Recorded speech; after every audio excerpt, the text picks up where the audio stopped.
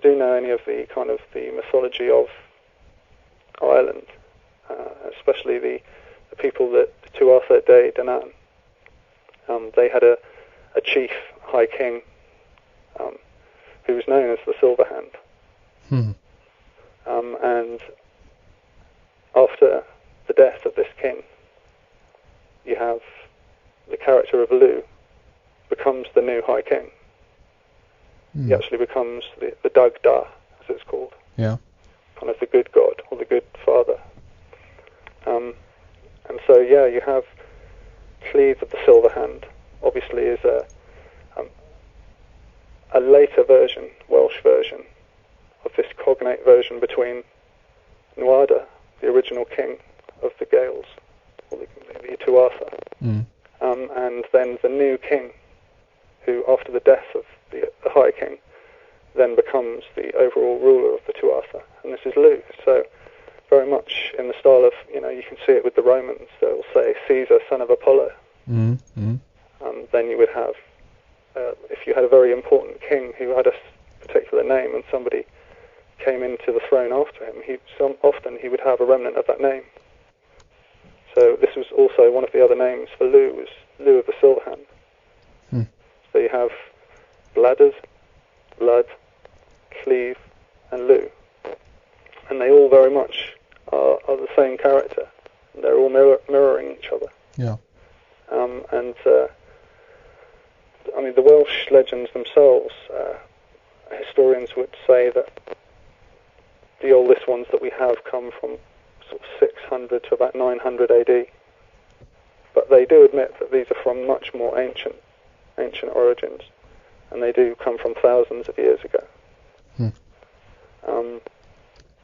And so you have this fascinating aspect. I mean, just looking into this one city, I don't really want to go into a whole subject of the Welsh and the Celts, but just in trying to find out the origins of this city, and actually going past what the official line was, and actually looking into all the source material myself, I was able to pick out that the founding of the city, much different than 863 to 500 BC, could be anything from 4,000 to 8,000 BC. Yeah.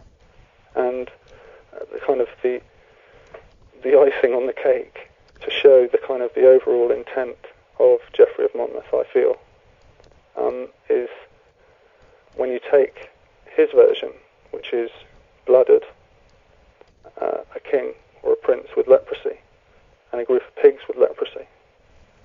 Then you have the Welsh version. You'd have Cleve, this Welsh warrior king, and his high court with his druids and his builders, his farmers, all of his Ovartes and druids and bards, a whole huge group of the most important people. And then if we go back even further, we'd find Lu, and the Tuatha De Danann themselves, the high magi of ancient Ireland. Yeah. And so you have this absolutely vast crossover between all of these different British mythologies. And when you get to the oldest version, which is Lu, which people have speculated could be anything from kind of 8,000 again, or 6,000 to maybe 2,000 or 3,000 BC. It starts to make sense when we lay that up against the archaeological record. And also in the Irish legends themselves, you have Lu when he becomes the king.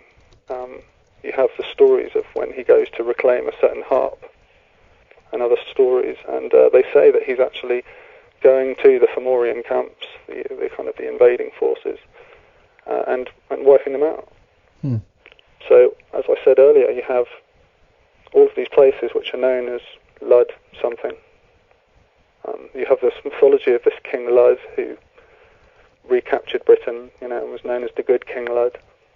And then you have the Welsh version, who again did the same thing. His brother was called Llywelyn, and apparently he was in charge of Gaul, France. And together they wiped all of these invading forces out of Britain. And then finally to the Irish one, to Bladded. All of that has kind of been watered down, and the High Court Ireland or the High Court of Wales is nothing more than a bunch of pigs with leprosy.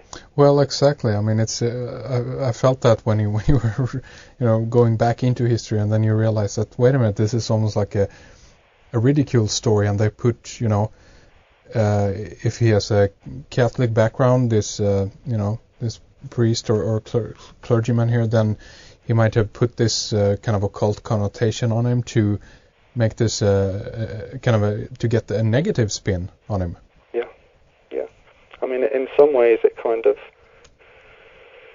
keeps the origin of the story. I guess you could loosely say that what it's really about is the young tribulations of this guy, and the kind of the transformation of soul that he goes through. Because, I mean, you do have this in the Welsh and the Irish versions as well. The character of Llyf is meant to have grown at a kind of an unhuman speed and had very many kind of trials in his early life, which then give him this name when he's older, the new kind of this solar Llyf. And the same with Lou as well. He's kind of built up through the mythology, and he's fathered and fostered by different family members, and so you have the same thing is actually told, and so as you said, quite rightly said, in some way it could seem as a mockery, and I do feel overall that it ends up being that. But in another way also, I mean, I was able to see it, so in a way it was veiled just enough so that if you had knowledge of the subject, that you could actually pick out the truth. So in some ways I think perhaps he wasn't so much of a slanderous character. Perhaps he was more a product of his time, and was writing to please a few other archdeacons and bishops. And so there's kind of this real mixture of feelings I have towards the guy. But obviously if it wasn't for him, I would have never even found out about these Welsh and Gaelic connections to the founding of this city. Okay, so Geoffrey of Monmouth wasn't all bad then, I guess. Well, I guess you could say the same about anyone, couldn't you? Sure, of course. No one's all bad. No, exactly. And there's ways that you can learn from them. Yeah. And much in the way as somebody who's aware, who's reading a book, can sometimes take higher meanings or larger insights than the original author intended. Right. Well, and you raise a good point there, because that might have been the purpose of it as well. Because if the clergymen of the time wanted to still have the knowledge about the Druidic connection, but yet on an official level to those who were going to read that history later, that they definitely didn't want to recount the entire story, because, as you said, they still wanted to draw this back to Greece or Athens, or that the knowledge comes from the East. That's the main route here. Yeah, precisely.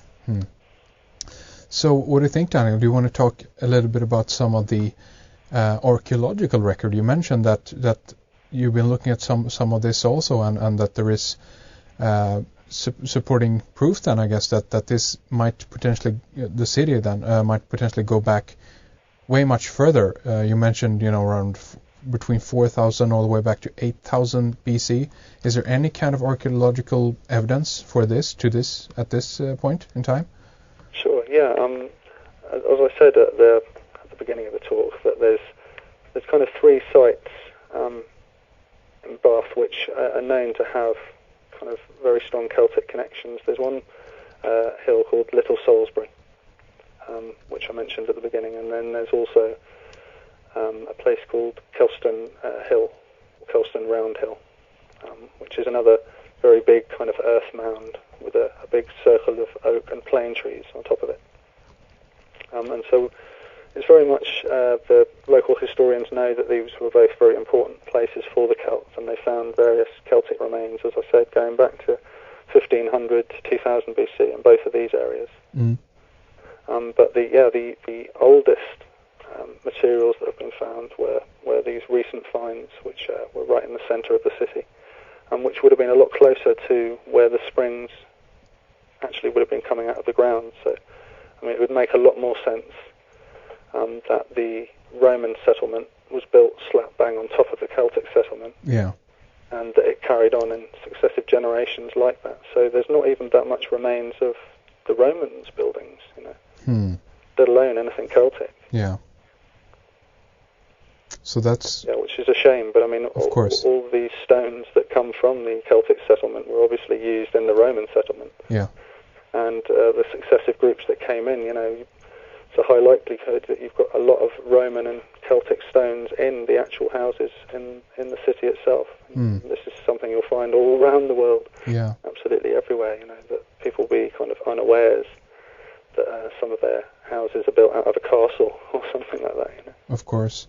How about this, the Bath stone? I mean, is that similar to like the London stone, that this is another kind of Roman, a benchmark or whatever? What have you picked up about that? The Bath stone? Yeah. Yeah, the one that is in the town hall. Kind of it's in the marketplace. Is this the one you're talking about? Yeah, I think so. I mean, you might not have dived into it, have you? Or let's see here. There is actually a stone in the centre of the marketplace. Yeah, which is known as the Bath stone, which was used for bartering, and all of the main deals and everything would be done on top of this stone. Yeah. Okay. Right on top of the centre of the marketplace. Yeah. But I'm not sure if that's the one that you're talking about. I think that's the one. I picked it up on Wikipedia. Basically, It has a thread on the Bath stone. Yeah. So. Yeah, absolutely. Yeah, that's the stone, and so it's very much connected to measurements and things like this, because it's slap bang in the middle, and it's the actual marketplace is built in the shape of a huge octagon. Oh, really? So it's got some interesting kind of orientation values to it. Yeah, but I would say that it would have connected back to what we talked about in the last section with the London stone.